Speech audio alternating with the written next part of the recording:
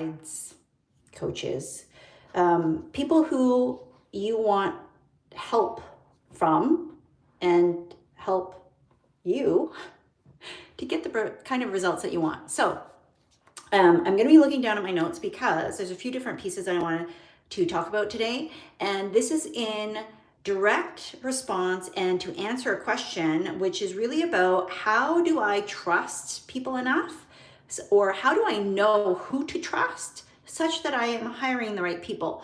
Because when you are trying to get help, and especially if it relates to your business, your relationships, your health, your money. So this came out of a conversation that we were having a couple of days ago, which was around your wealth. If you're brand new to me, so we're going to dive into that in just a minute here. If you're brand new to me, my name is Susan McVeigh, and I am a married mama of two and a business sales and wealth strategist.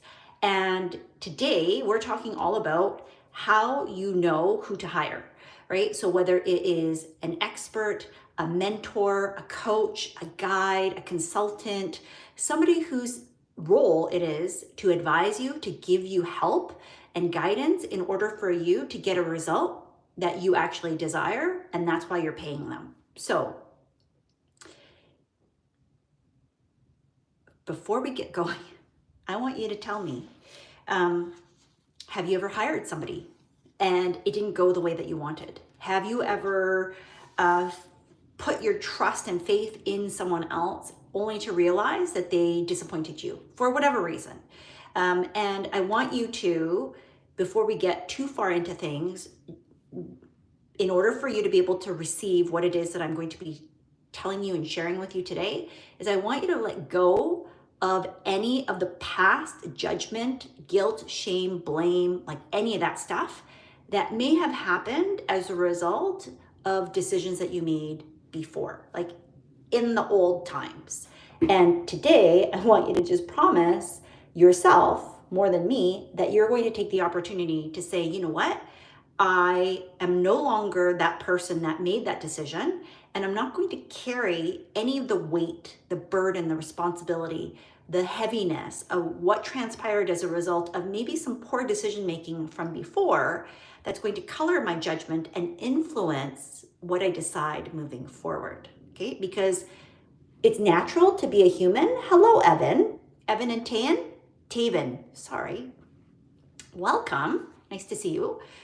I think sometimes it becomes really, really hard for us as human beings to separate what we've done before and to all of a sudden decide that, you know what, I'm a terrible person because the person that I hired before, they broke my trust. And now I can't trust myself to make better decisions moving forward when that's not the case.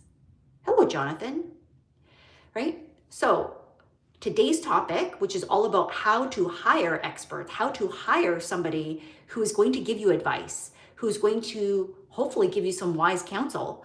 And this came from a question, or a statement rather, from a couple of videos ago where we were talking about wealth. And somebody said it's really hard to find good people to trust. And talking specifically about a financial advisor. And I challenged that individual. And maybe you're on today live or on the replay, but what I want us to think about is whatever we believe and whatever we speak has a high propensity to come true, right? That's my belief system. Now, you might believe something different, but the Bible says that life and death is in the power of the tongue. And so often we aren't understanding the power that we have, that when we say certain things, that we don't realize that what we say over and over again is often what we are experiencing in our life. It's a self-fulfilling prophecy. And so what I want us to do today, before I get into the actual teaching piece and this conversation, so you let me know what your past experience has been around hiring people. Have you found it difficult to trust people? Have you found it difficult to hire the right mentors, coaches, guides, experts, advisors? Have you had good experiences, right? So you can let me know in the comments below, because I would love to understand so that I can help you better, right? If we allow our past situations, our past errors in judgment because we're human. We're not going to get it right 100% of the time. And so that means that if you made a bad decision before, you're not a bad person. You just made a bad decision. And guess what? Chances are very high that you're going to make another bad decision at some point in your life. Like I can almost guarantee, because we're human and we're not perfect. So give yourself a break and just know that it's okay if you make a mistake again, because if you're willing to try and keep going and learn from what it is that you did that didn't sit right with you, right? It's not good or bad. It may have resulted in a good or bad situation, but you're not inherently good or bad because of the things that you have done. God loves you. God forgives you, right? It doesn't matter how bad things get. Everything is figure-outable, as Marie Forleo would say. So with that being said, in order for you to receive what it is that I'm going to share with you, you have to promise to leave that baggage at the door. And so you've walked through a door with me and you've said, okay, if I'm going to sit and listen to what Susan has to say, some of the things that I'm going to share with you are going to challenge you, and they're going to make you feel a certain way. And that's going to feel uncomfortable. But growth comes with discomfort, right? And that's part of the reason why you're here. It's part of the reason why I don't know how we divinely met, because this is a synchronous moment and we're going to see how far we can get. And if you have questions, I will reserve time at the end, so you can feel free to ask any questions and I will try to go back through.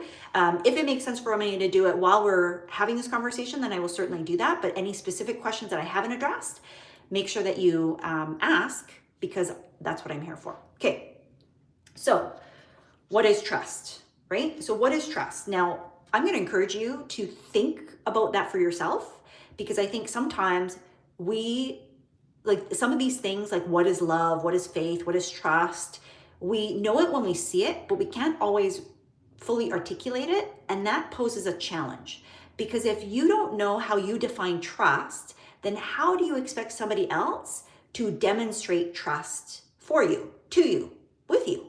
So that's the first thing that I would have you to identify for yourself, right? I'm going to give you the definition from the dictionary, but I want you to spend some time, and it could happen right now as you're just listening to me, and I want you to think about, what is trust? How do you define trust? How do you know if somebody else is trustworthy? How do they demonstrate that trust to you? Now, one of the exercises that I gave in one of the previous videos was, I want you to write down, for people who you have trusted before, who you still have trust with today, right? Not that they've had your trust and they lost your trust. I want you to think about somebody that through thick and thin, no matter what happens, come hell or high water, they're your ride and die, and they are the people that you can count on. And what do? How do you know that you can trust them? Right? There's probably some things that they say. There's probably some things that they do. There's probably things that they are, like the way that they behave, the way that they show up for you, just who they are innately, their character, their personality. What is it about those people that make you say, I know I can trust them? I want you to consider that and write them down. Because if you have like 5 or 10 people that you trust, chances are that there are common characteristics between them all that you can then say, for me, because your definition may look different in how it plays out in real life, that for me, these are the characteristics that I consider to be the most trustworthy. Okay, this is my evidence. When I see somebody, when I interact with something, that this would show me, based off of my past experience, based off of what I am considering to be trustworthy, that's trust for me. Okay, so according to the dictionary, the definition of trust is a firm belief in the reliability, truth, ability, or strength of someone or something.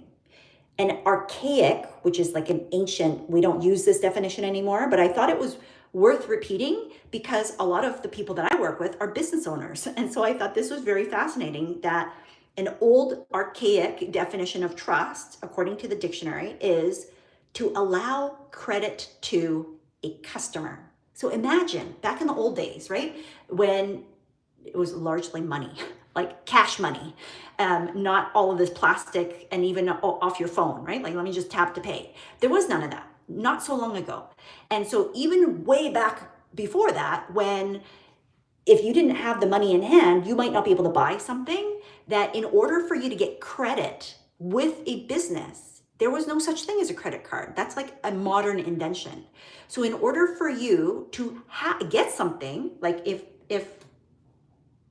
I wanted to buy this and I didn't have the money for it, if I had built up enough of a relationship and enough trust between that customer and the business, that they would allow me to extend credit, right? And that's why it says that it's allow credit to a customer. You only allow credit to a customer if you trust them, if you know that they're going to come back and pay you for the thing that you've just get. If I take this from the store, if I tried to do this at just regular box chain store, they're not going to let me do that. They don't trust me.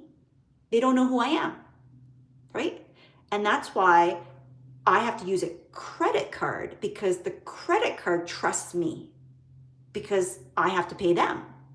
But if you allow credit to a customer, it means that you're extending a courtesy to them that they wouldn't otherwise be able to access, because there's a certain level of relationship, there's a certain level of understanding, there's a certain expectation. So that's why I want you to define for yourself, what does trust mean for you? How do you know if someone's going to be someone you can trust, right? Because beyond the role that they play, whether they're an expert, a guide, a mentor, a coach, an advisor, in whatever area of expertise that you're looking for help in, that they have to be a human who actually is worthy of your trust. First and foremost, right? Like if you don't trust that person, no matter how much knowledge, no matter how much wisdom that they might have, you're not going to listen. You're not going to do the thing that they tell you to do. So even if you do hire them, you're not going to follow through. And then you're going to be disappointed. When at the core of it, it's because there is some part of you that didn't actually trust them as a human at the very, very basic foundational level of, do I even have a trust with you? Now, in the world of sales and business, there's a lot of talk about know, like, and trust.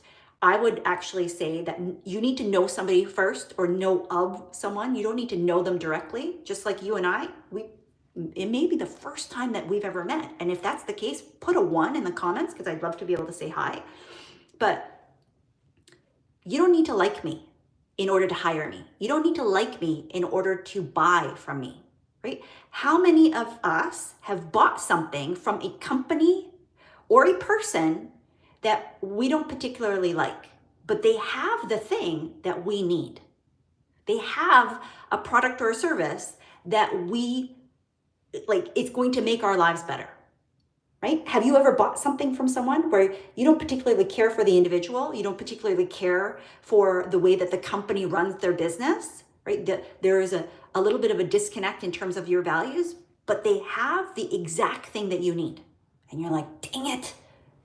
And so you trust that that product, you trust that that service is going to deliver an outcome and a result for you. And so even if you don't trust the person directly, even if you don't trust the human and the company directly, you still trust the thing. Like, this is heat protectant spray, okay?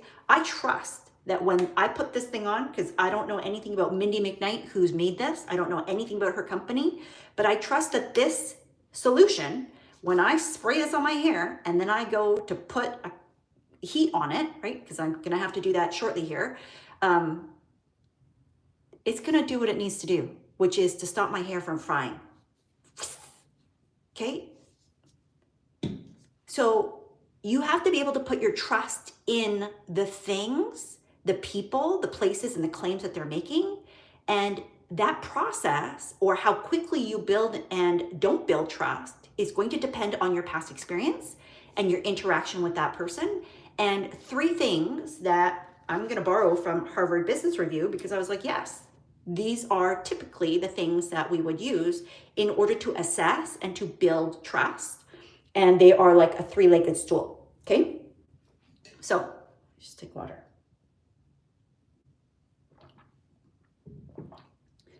Let me know if you agree on these 3, or if you have different characteristics that you would say are trust builders. Number 1, authenticity. Okay, and I'm going to define these a little bit more. Number one is authenticity. Number two is logic. And number three is empathy. Okay, so we're going to start with the third one first because I think it's the easiest to understand. Empathy is essentially feeling like that person, that business, that brand cares about you. Now, again, depending on the circumstance, that may be more of an issue or less of an issue. I would say that if you are dealing with somebody who is providing you with help, whether it's a guide, a coach, an expert, a mentor, an advisor, that you probably want them to have a high degree of emotional intelligence because otherwise they won't have empathy. People who are narcissists can fake this because they will make you feel like you don't have empathy and then you feel bad. Right? So if you've had interactions with narcissists, just be careful, be mindful, because they can suck you into those old wounds and make you feel like you're guilty about doing things when it's them. So empathy can be used in a positive way and in a negative way. If you are a highly empathetic person, chances are you wear your heart on your sleeve, and it might be easier for you to trust someone, and that might be one of the reasons why you are a little more guarded because you felt burned in the past. That's been my experience with people who have a high level of emotional intelligence but are also highly empathetic. Because when we look at the fact that out of these three things, empathy, logic, and authenticity, empathy is feeling like somebody else cares for you. And when you care about other people so deeply as an empathetic person, then you expect that other people are going to feel the same way. And it can feel disappointing when they don't meet your level of expectation, right? This is where clear communication is very essential, because you can communicate, here's what this looks like for me. Here's how I know that you care about your clients. Here's what I'm looking for when I want a close relationship with an advisor. Here's what that needs to look like. Okay, so that, again, we train others how they get to treat us. And that's not to say that anybody here is training somebody else to abuse. Please don't get me wrong on that. What I am saying is that you have the power to help other people understand what your expectations are, such that that interaction meets your standards. Yesterday we talked about tolerations. You can go and watch that video if that's going to be helpful for you. So if you feel like somebody else doesn't care about you, it's very difficult to trust, right? The second piece then, right, because we're going backwards in the order, is logic. Logic talks about judgment and competence. Now, on one of the other videos here on this channel, I talked about competence breeds confidence. And what I want you to consider is that if somebody doesn't seem very competent, if they don't seem to know what they're talking about in the area that you're trying to hire them for to help you, you likely will not hire them. Because even if you don't know as much about the topic, your spidey senses are going to go off. Your gut is going to ring an alarm and be like, walk away, walk away, walk away. Now, I believe that we all need to have at least a minimum level of information, of competence, because you need to be confident enough to know that that person has your best interests at heart. That's the empathy. But the other part is that they need to know what they're talking about. And if you have zero awareness, if you have zero understanding, if you have zero wisdom, no baseline to go from, then it's very difficult to know whether or not somebody else is taking advantage of you, because they can say all the nice words, but it's like word salad. They put it in a whole bunch of different configurations in such a way that it just sounds good. It might be confusing to you, but you don't even know if they know what they're talking about. Does this make sense? And this is why sometimes, like if you think about bigger purchases, like if you are a first-time home buyer and you go and you're looking at a house and you're not sure whether or not you should buy the house, this is where you would probably be better off bringing somebody who's more experienced about home buying. Now, this is one of the reasons why you hire a realtor, because it is well worth the cost. And dare I say, it's an investment to make better use of your biggest investment in life, which is going to be your home. And too many people are very small-minded and short-sighted because they think it's a waste of money. Well, no, if you're not an expert in all things home buying, and I'm not saying all realtors are created equally, which is why we're on here, right? They're a form of an expert. They're a form of a mentor or an advisor. They're advising you on how to purchase a house that suits your needs. But if you don't tell them what you need, then how do you expect them to help you, right? But they have to have a certain level of information.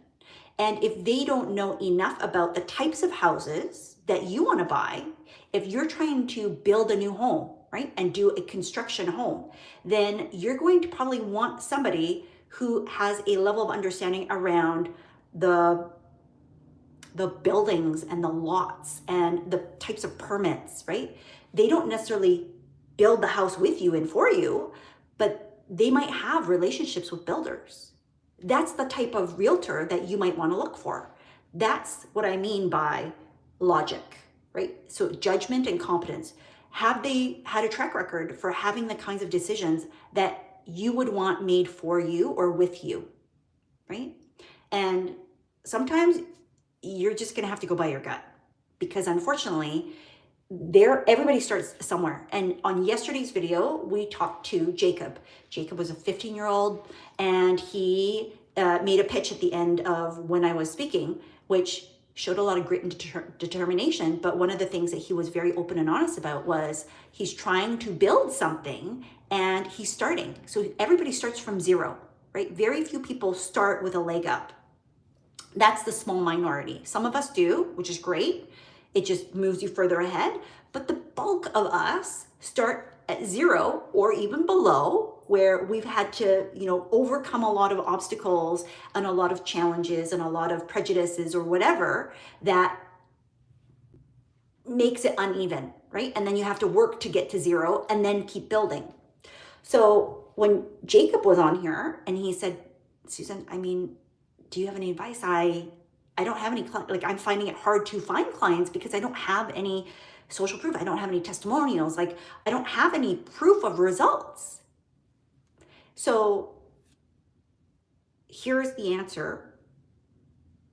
You need to start somewhere. And sometimes we need to start with somebody who is willing to take a chance on us for free or for a lower cost than what we would want to provide our services for, simply because we have to build trust first with ourselves to say, can I actually do this thing?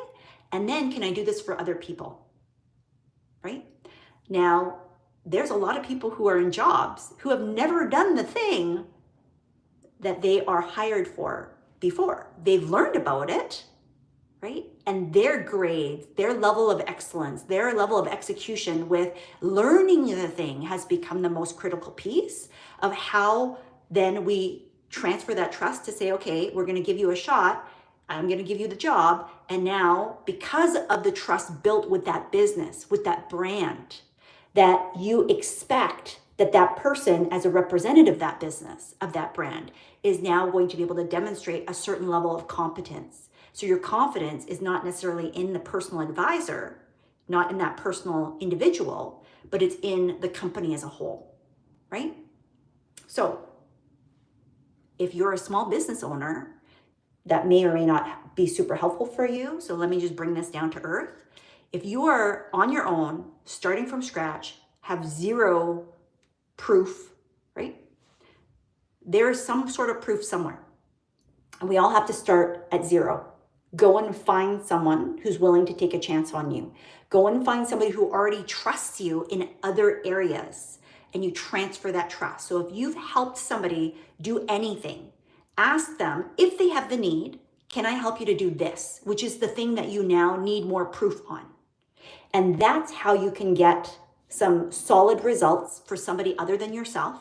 Talk about the results that you've built for yourself, because it helps somebody else who can see, oh, you know what you're talking about, and I trust because logically what you're sharing with me makes sense, right? I understand that ABC is part of the alphabet, right? I understand that 1 + 1 = 2.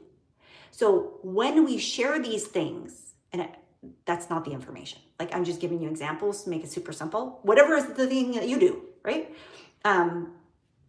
Then somebody can say, oh, I know that you know what you're talking about. Like, this is some of the information that I researched, but I don't personally fully understand it, right? So when I talk about the fact that my background is in finance and sales, right? It's a very unique combination.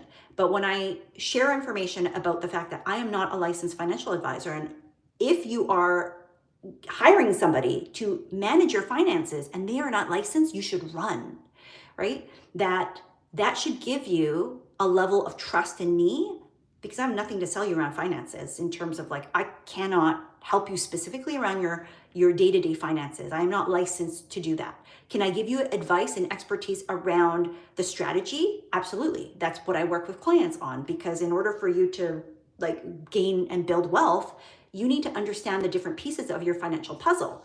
But I'm not going to sit here and tell you that I can advise you and tell you which mutual fund to buy, because I'm not licensed to do that. And somebody else who is licensed can do that. And if somebody is advising you on what mutual fund to buy without a whole bunch of disclaimers and caveats because they're not licensed, then they're going to get themselves into hot water. And that's not a good situation for you to be in. Okay? So I don't know who that was for. I don't know why I needed to share all of that, but I'm hoping that that was helpful for someone today. Go with your gut. If nothing else, that your body has an innate sense of wisdom. Ooh, thank you, Holy Spirit, because there was something else that I need to share. So the third piece of trust, okay? And I got this from Harvard Business Review, and because I was trying to think, how do I articulate the kind of nebulous concept of trust and bring it down into a practical, tangible, tactical, like, here's how you implement and know and understand what trust is so that you can execute on this, because I want you to be able to make decisions faster as a result of the information I'm providing you with today, so that you're not sitting on the fence, because that's very painful, of who to hire and how to get help. And whether it is a coach, a mentor, an expert, a guide, or an advisor in any area of your life and business, that we all need help at some point in time. And if you cannot trust yourself to make those decisions because you don't know who to trust or how to trust them, then it's going to make it very, very difficult for you to continue to grow and scale, right? Because you cannot do all the things at all the times, because there's only one of you. And you probably have bigger and better things to do. So the third piece is authenticity. Authenticity speaks about the real you. And this is why if somebody is being fake, we know it, right? We all know it. That even if you can't quite put your finger on it, and even if it's somebody that you only ever just met, like you and I, have we met before? I don't know. But if you have never met me before, and yet I showed up here as a different version of myself, if I tried to present myself as something other than me, if I even tried to say things that weren't authentic to me, like, these are not my thoughts, these are not my words, these are not the things that I actually believe in, but it sounded good because it's good for the algorithm. It sounded good because, for YouTube search, it's going to be like, yay, bing, right? And it sounds good because it's going to create a rise out of you, when that's not really the type of person that I am. Then you're going to be able to smell that a mile away. You're going to go, there's something really off about this woman, and I'm not sure what that is. And oftentimes what ends up happening is that it starts deep inside of our gut, right? That there is so there's three places that this could reside, because we actually have three brains in our body.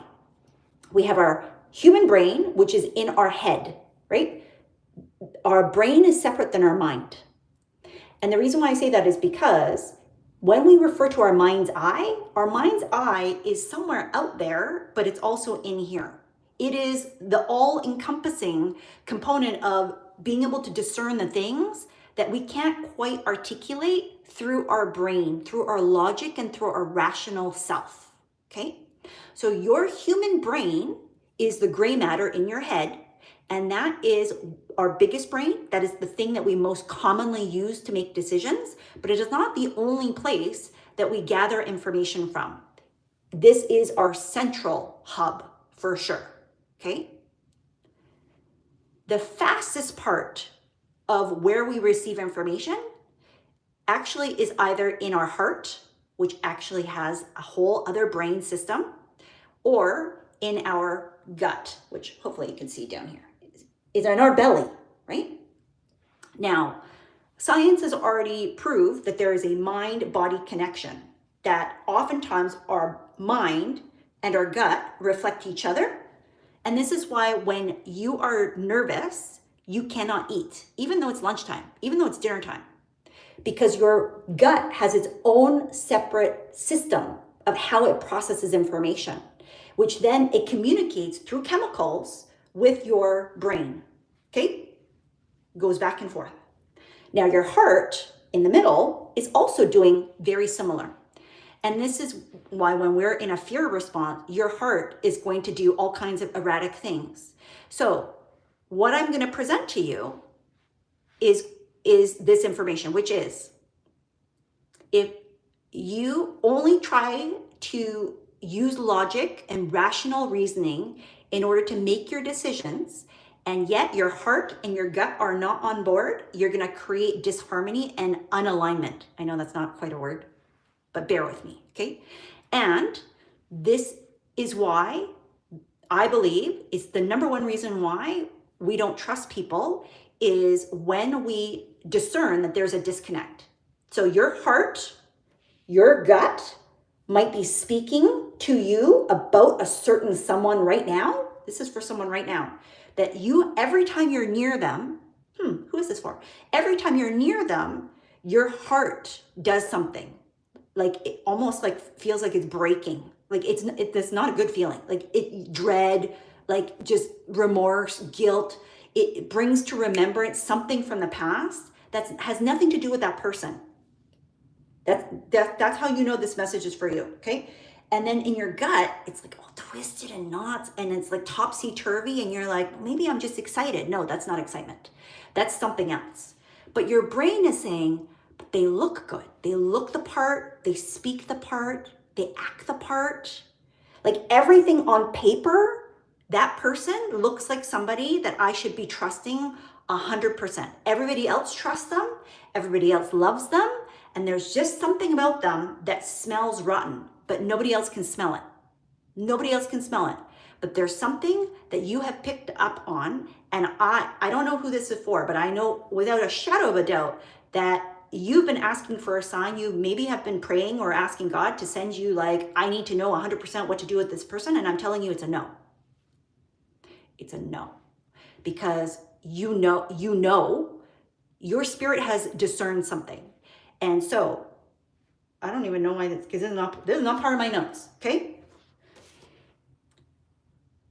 If there is a misalignment in your body between your brain, your heart, and your stomach, number one, there could be trauma, okay? So if you need to be healed, do the inner healing, do the inner work, right? But beyond that, if you are doing the work and you know that at this point, because we're always evolving, you can always do better and bigger and more. But if you know for sure, somebody on here is like feeling, how do I explain this? Help me, Holy Spirit.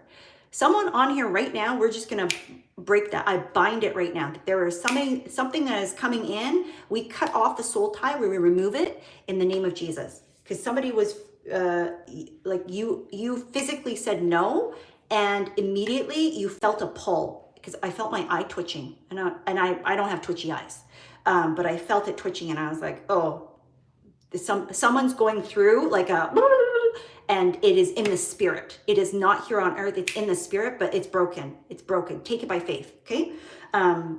Do not go back to old decisions. So when we are trying to build trust, because trust, like love, is it's like a baby. If it's in the infancy stages, it is the most vulnerable. So this is why when you're just building a new relationship, you're going to have to go slowly. Now, your version of slow may be different from mine, right? Your version of building slowly might be different than my version of building slowly, okay? Again, it's based off of your competence, which breeds confidence, and your past experience, which includes hurts, traumas, all that kind of stuff, and the good stuff, right?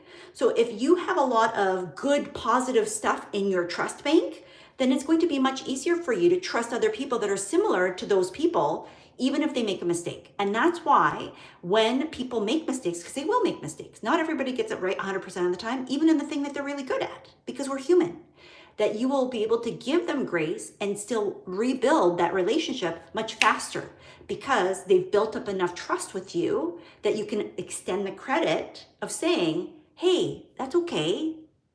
Let's just keep going. And then it comes down to, are you clear in your communication? Because from a logical standpoint, people need to have structure. We all need structure. Even the most like airy fairy, like flighty, go with the flow, overly spiritualized, or very like, I'm just super spontaneous. Great. But if we didn't have structure in our body, right? Like if we didn't have our skin, if we didn't have our fascia, which is like a webbing that keeps all of our organs in underneath the skin, then we would be a jelly blob. And so every single human being on earth, as much as they would like to believe that they don't need structure, everything needs structure. And that includes your relationships and the trust that you are building inside of those relationships. So clarity of expectations, being able to have clear communication lines, and being able to have aligned values or vision is going to allow you to build and continue to have trust faster. Make sense? Okay, so we talked about what is trust. We talked about how do you trust people, right? And that's your exercise for today. I want you, and you may have already done it right here, which is great because that's the whole point, right? I want you to be able to say to yourself, here's how I know I can trust that person. And whatever is your list of criteria is your list. Now, you don't have to share this with anybody else unless you want to. If there are certain characteristics that you think would be helpful for other people, like add them in the comments, because it will allow us to kind of think through thoughtfully, like what are the characteristics that a trustworthy person has? For me, it's they will do what they say, right? And that doesn't mean that I'm like militant about it and that if you break your promise or you can't follow through, that you're dead to me. Because we're human. Things happen, right? But do I know that I can count on that person? If I ask them to do something, do I know that they will do it? For me, that is a big trust marker. Like I know that when I ask my husband to do stuff, he will do it. That doesn't mean that he does it the way that I want him to do it, like how I would do it. No, because he is not me and he is a different human. Does it mean that I get to be upset that he doesn't do it the way that I want to do it? No, unfortunately. I'm going to say I'm going to call myself out. I'm still human.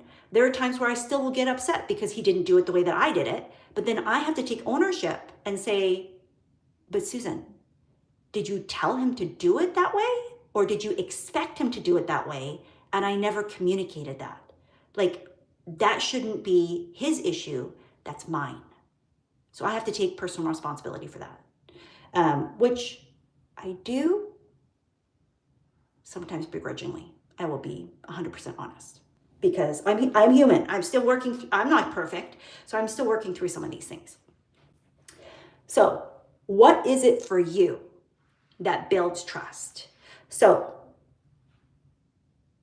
I know that this video, you probably jumped on wanting me to share. And so you can add any questions below if you have any on this topic or anything else that I can answer for you.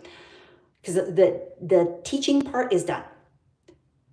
I know that the nice, like I've put this in a bow sort of answer on how do you hire people would be, here's a list of characteristics. But the reality is if I gave you that, you would be disappointed. Why? Because that may not be how you trust people. And if I simply just gave you my list of here's how I trust and know that these people are trustworthy, then there's something on my list that doesn't meet your criteria, then it's going to fall short. And so that's why, even though it takes more work and effort to do it this way, it's much more powerful for you because you're going to get the result that you need. not just what you want. And I want you to find people who are going to be on your side, who are going to be in your corner, who are actually going to be the ones that help you to get the kinds of results that you desire.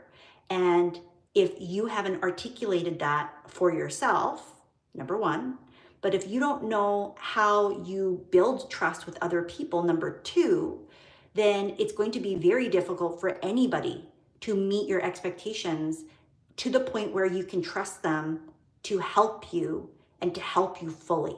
Because when clients come to me, and I'm sharing all of these because through my experience now, not only in corporate, but also inside of my business, and then taking a step back to really assess every part of my life, to really look at who gets the best results, why do they get the best results, how do I want to operate in this world, and what is part of my divine destiny calling that I am now moving fully forward in a bigger, better way.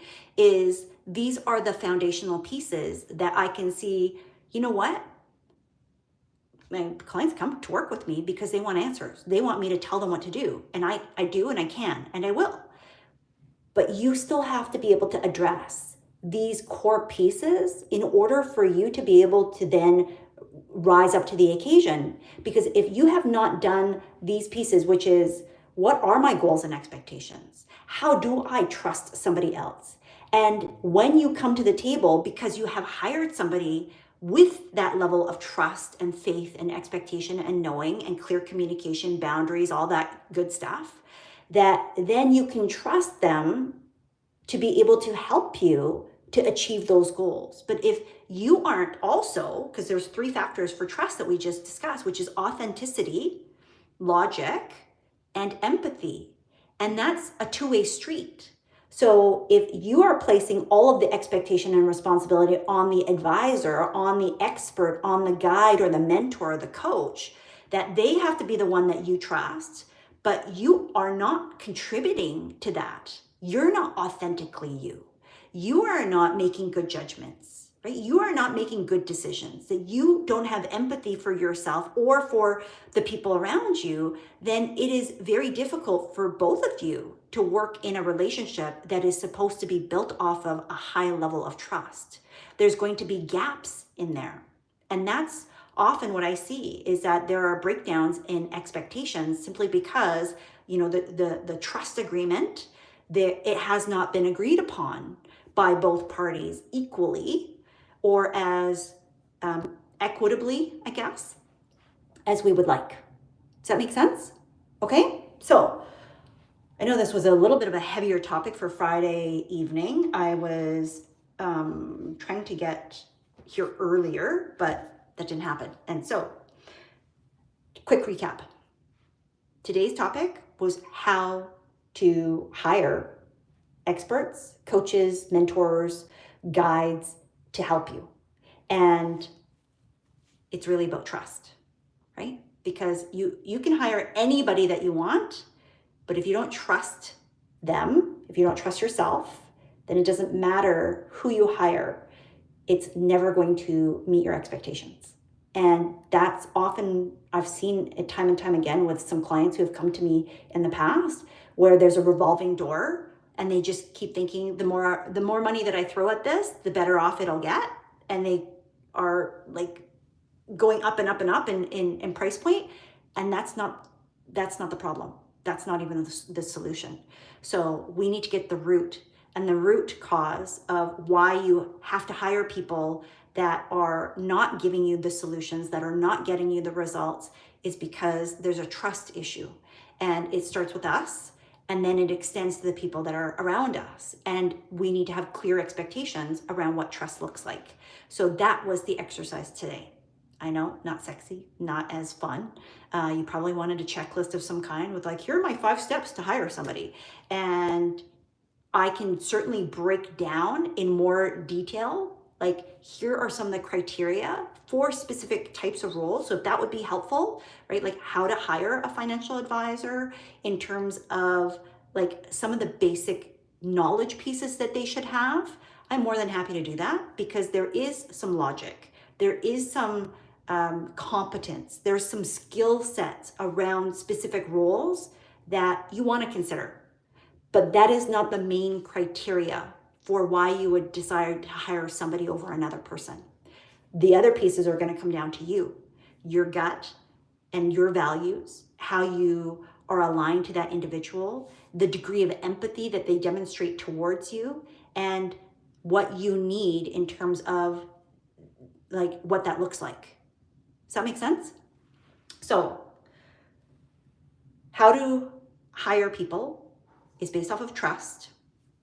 Trust is built off of 3 main criteria, and you can decide if there's other things that kind of play into it, but I really liked what Harvard Business Review identified, because when I was trying to articulate it, it encapsulated it pretty well. So number 1 is authenticity. So the real you, and we're talking about whoever that you're trying to trust, they're demonstrating the real you, like the real them.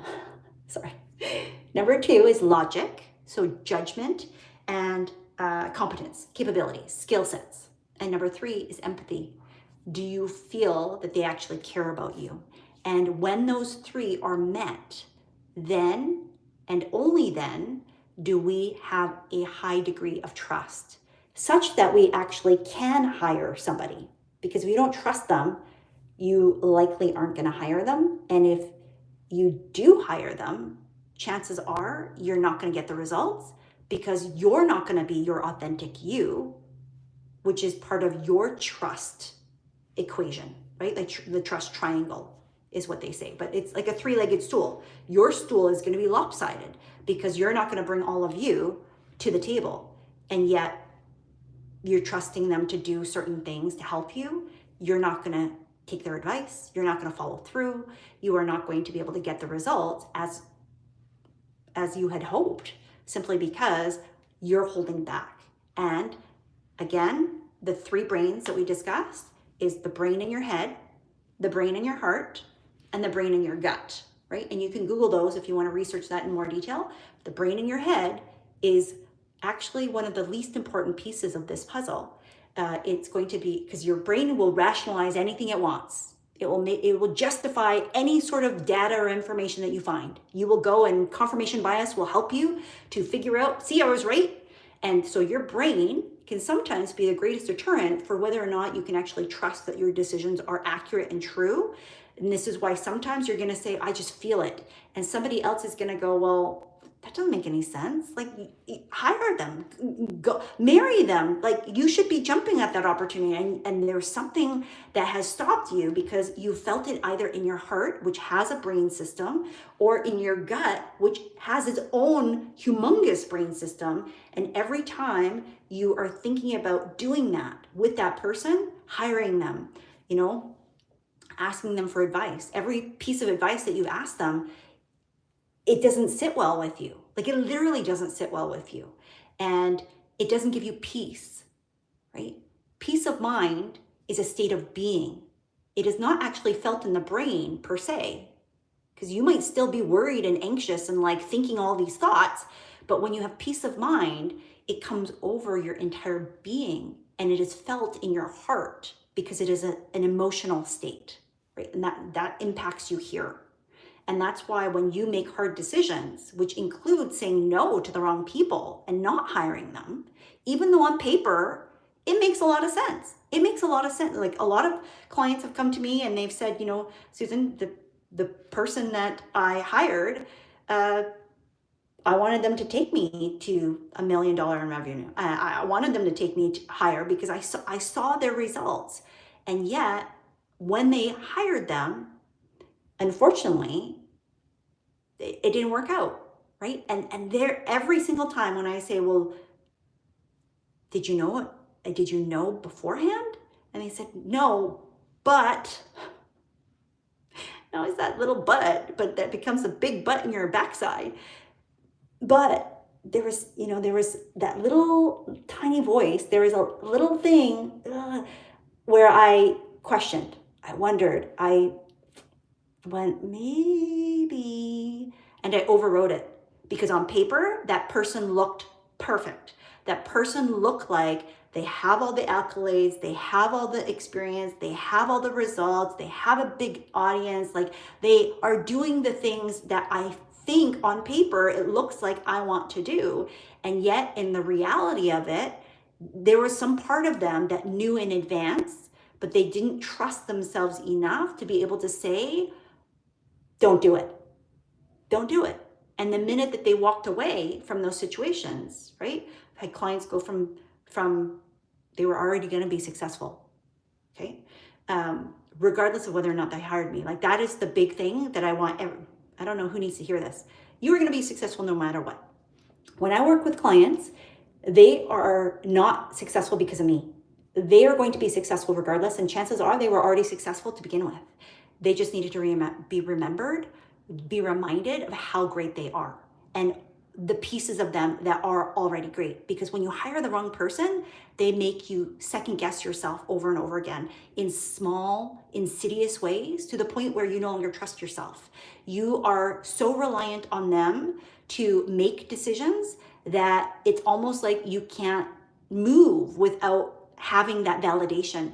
That is not a good expert, mentor, guide, coach. That is dare I say it, and I am going to say it, that's an abusive relationship, because it's creating codependence. That is an addictive type of behavior, and it gets broken the minute that you say no. I break that now in the name of Jesus. Because people who want you to succeed, like when I want you to succeed as my client, I see the greatness inside of you, and it's not because I am better than you. I have a skill set, I have knowledge, I have experience, I have the ability to hear and discern God that helps me and helps my clients. But beyond that, I have faith and trust that even without me, you're going to be able to do it. Even without me, it just might take you longer. So I'm the shortcut. And if you want the shortcut, then you work with me. But you don't work with me simply because there's something missing in your life. There's nothing missing from you. But there are skill sets that you might not know yet, or might not ever need to learn, because there's people like me who have that level of expertise such that we can guide, counsel, and help to the point where you are going to be able to do it. Does that make sense? Like that's the difference. And if you have an expert who is making you feel like you are less than or not good enough because you don't have their help, run. Because that is not somebody that I would trust. That is someone who's looking at you as a walking dollar sign, and they're going to bleed you dry because they're going to make you feel like you're constantly missing something unless you work with them. And guess what?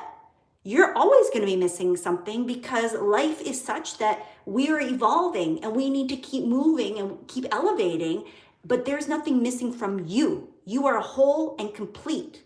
But the situation that you're trying to achieve or accomplish, the result that you want, there's a gap between where you are now without that result and where you want to be with that result. That gap can be solved through a series of steps, through strategic action. And that is something that you can get help with to shortcut. But it doesn't mean that there's something inherently wrong with you. In fact, everything is right with you. You just have to find the right person that can bring that out of you so that you are, again, with trust, more authentically you. Make sense? Okay, so I don't see any questions. If you do have questions afterwards, please feel free to put them in the comments below. And if you have ideas, or there's another topic that you want me to talk about, put them in the comments, or you can send me a message on Instagram. I am at Susan McVeigh. What else was I going to say? If you want the foundational building blocks for how to grow your wealth, not necessarily by making more money, because I already know that you know how to make money, then you need to go and grab my ABCs of Building Wealth ebook. You can grab that at susanmcveigh.com/wealth, or the link should be in the description or in my channel box thing. Okay, we'll talk to you soon. Bye-bye.